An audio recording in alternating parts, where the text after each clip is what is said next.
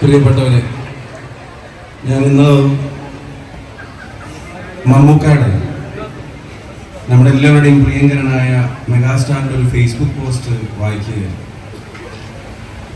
ചിരിക്കുകയും ചിരിപ്പിക്കുകയും ചെയ്തൊരാൾ, ചിന്തിക്കുകയും ചിന്തിപ്പിക്കുകയും ചെയ്തൊരാൾ ഇപ്പോൾ കരയിപ്പിക്കുക മാത്രമാണ് ചെയ്യുന്നത് എന്ന് അദ്ദേഹം പറഞ്ഞു വെച്ചത് നമ്മുടെ എല്ലാവരുടെയും ഇഷ്ടഭാജനമായിരുന്ന പ്രിയപ്പെട്ട സലീം കുമാർ എന്ന സലീമേട്ടനെ സംബന്ധിച്ചായിരുന്നു.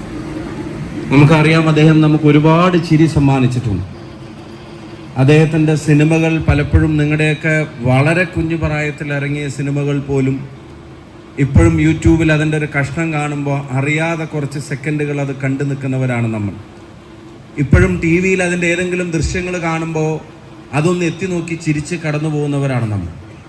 അങ്ങനെ ഒരു നടൻ, ക്യാമറയ്ക്ക് മുമ്പിൽ കല്യാണരാമനിലെ ചിരിയും ആദാമിൻ്റെ മകൻ അബുവിലെ കരച്ചിലും എല്ലാം ഒരുപോലെ അനശ്വരമാക്കിയ ഒരു മഹാനടൻ, ക്യാമറയ്ക്ക് പുറകിൽ ഒരിക്കലും അഭിനയിക്കാൻ അറിയാത്തൊരു പച്ച മനുഷ്യൻ, തൻ്റെ നിലപാടുകളെ അധികാരത്തിൻ്റെ നിറം നോക്കാതെ പറയാൻ കഴിയാവുന്ന ധീരനായിട്ടുള്ള ഒരു പൊതുപ്രവർത്തകനായിരുന്ന ഒരാൾ, അദ്ദേഹം നമ്മളോട് വിട പറഞ്ഞു പോയി. പക്ഷെ ആ ചിരി മായുമെന്ന് ഞാൻ കരുതുന്നില്ല. ഇനിയും അദ്ദേഹം നമ്മളെ ചിരിപ്പിച്ചുകൊണ്ടേയിരിക്കും. പലപ്പോഴും ആ ചിരിക്കൊടുവിൽ ഇനി അദ്ദേഹം ഇല്ലല്ലോ എന്നോർത്ത് ചിലപ്പോൾ നമ്മുടെ കണ്ണുകൾ നിറഞ്ഞെന്നിരിക്കും.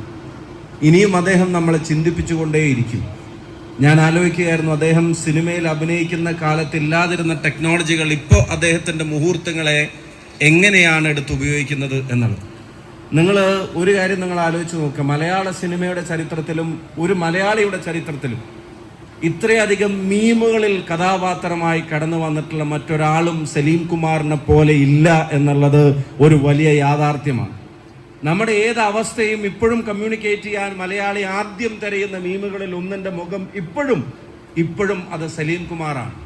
കാരണം ആ എക്സ്പ്രഷൻസ്, ആ ഭാവം നമുക്ക് പറയാനുള്ള ഒരുപാട് വാചകങ്ങളെ അതിനൊരു ചിത്രത്തിലേക്ക് ഒതുക്കാൻ പര്യാപ്തതയുള്ള കരുത്തായിരുന്നു എന്നുള്ളത് നമ്മളും അദ്ദേഹത്തിനോടൊപ്പം ജീവിച്ചവരും ശേഷം ജീവിച്ചവരും ഇനി അദ്ദേഹം മരിച്ച ശേഷം ജനിക്കുന്നവർ പോലും നാളെ ഈ സാങ്കേതിക വിദ്യയും അതിൻ്റെ സംവിധാനങ്ങളും ഉപയോഗപ്പെടുത്തുമ്പോൾ അദ്ദേഹത്തിൻ്റെ മുഖവും ഭാവവും കഥാപാത്രങ്ങളും കടന്നു വരും എന്ന കാര്യത്തിന് സംശയം വേണ്ട. ചുരുക്കി പറഞ്ഞാൽ, ജനഹൃദയങ്ങളിൽ മരണമില്ലാത്ത കലാകാരൻ്റെ ഓർമ്മകൾക്ക് മുമ്പിൽ ഈ സംഗമം ആദരാഞ്ജലി അർപ്പിക്കാൻ ആഗ്രഹിക്കുകയാണ്. ഞങ്ങളെല്ലാവരും ഇന്ന് അവിടെ ചെല്ലേണ്ടവരാണ്. പക്ഷെ നിങ്ങളെപ്പോലെ ആയിരക്കണക്കിന് ആളുകളെ ഇവിടെ വിളിച്ചു വരുത്തി ഇതൊരു മറ്റൊരു ദിവസത്തേക്ക് മാറ്റിവെക്കാനോ ഇനി ഇത്തരത്തിൽ എല്ലാവരും നിങ്ങളെ ചേർത്തിരുത്താനോ അത് എളുപ്പം കഴിയില്ല എന്നുള്ളതുകൊണ്ടാണ് അദ്ദേഹവും ചിലപ്പോൾ ആഗ്രഹിക്കുന്നത് പോലെ ഇത് മുന്നോട്ട് കൊണ്ടുപോയതിൻ്റെ ശേഷം അങ്ങോട്ടേക്ക് തിരിക്കണം എന്ന് ആഗ്രഹിച്ചത്.